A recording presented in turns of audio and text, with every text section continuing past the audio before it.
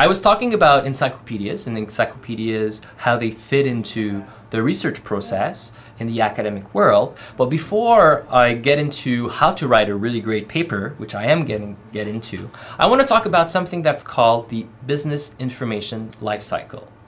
If you think about publishing or mass media as the industry in which you're tapping into to find insight for your paper, because you'll be using articles, you may be using, I don't know, documentaries, you may be using annual reports, you may be using corporate data, market reports. All those things fit into a framework, fit into this kind of process that happens in society, which is called the information lifecycle. And there's a business component to it because businesses produce a subset of that information that social scientists may or may not focus on. But as a business student, as a business researcher, because that's what any business student is in a university, you're a business researcher, you may want to know how that works.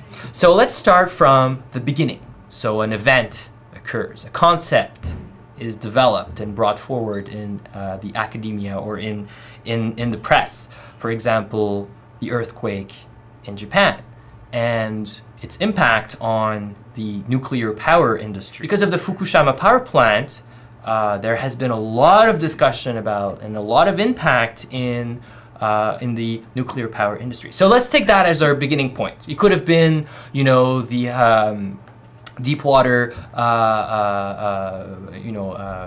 petrol platform in the Gulf of Mexico,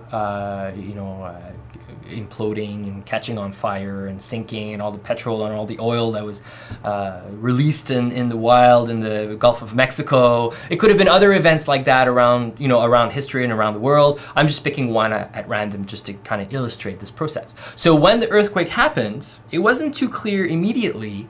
I mean, it was clear that there was a major earthquake, but the consequences of the earthquake were not too clear. But we heard about the earthquake on TV, on the radio. You had people blogging, twittering about the issue, people on site, off site, all that stuff going on, like immediately at the moment. And you could follow that in different ways after the fact, right? But anyways, it happens immediately. So there's an immediate information, which increases in volume as time goes on because that's so much more detail in the immediate side of the information lifecycle. Next day, you had newspaper front pages with big pictures and articles explaining what happened, trying to give some quick figures, whatever information they could get. How are people doing? How many casualties were there? How are people living through it? All those kinds of stories were happening the next day.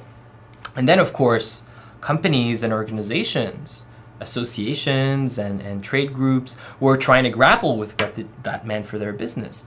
Was one of my suppliers affected? Are my clients affected? How does that pan out in terms of companies? How do they react to that side of things? So we may have seen some press releases issued on the same day, next day, about major corporations, Japanese ones, for example, how that's affected. But then as issues start rising, like the nuclear plant issue, then you had TEPCO, which is the company that owns the Fukushima power plant, starting to issue press releases and trying to figure out what's going on with its power plant. And then the tsunami happened, which is a whole other event that kind of kicks into the process again. But let's kind of superimpose them for a moment and assume they kind of happened at the same time. So, when the tsunami happened after the earthquake, then of course, the power plant had some major issues and people started wondering about the safety of nuclear power. And you know what happened? Well, people started wondering about the value of nuclear power plants and companies that operate them, and their share prices started to go down. Same thing for mining companies that mine uranium, which is one of the major components in nuclear power plants. And that started happening right at the moment, right there or a few days thereafter, when people started realizing the impacts of this event in businesses. So it's not just about newspapers and blogs and wikis, it's also about stock quotes. and you could track the price of a composite index of companies that are active in the nuclear industry, be it from the extraction side or the exploitation side of the nuclear power industry, and start to track their press releases, their stock prices, and different data like that that's generated in the business world. So that's immediate information that follows the event, and you could follow through the whole business lifecycle.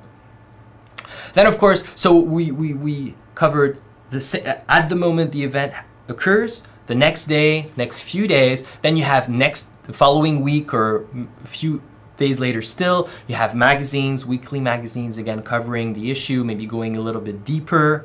So what you may find in the Globe and Mail daily newspaper may be a bit different than, for example, Maclean's or The Economist, because they're weekly newspapers, so they have a little bit more time to do research. They have that, they can let, maybe a few days pass by, get better information, do a little bit more research, more criticism, get interviews, get a little broader scope in their analysis. So that's interesting to keep in mind. Is it a daily information source, or is it weekly, monthly, quarterly, yearly? And that will give you an idea of the kind of coverage you're going to get. But in magazines, typically they're either weekly or monthly, so they have a little bit more time to reflect on issues. Of course, the other thing that happens is consumer lobby and trade associations, I'm going to call them associations in general, they may kick into PR mode, press relations mode. They may start issuing press releases. They may start consulting with their members to see what's happening. For example, environmental organizations had a lot to say about the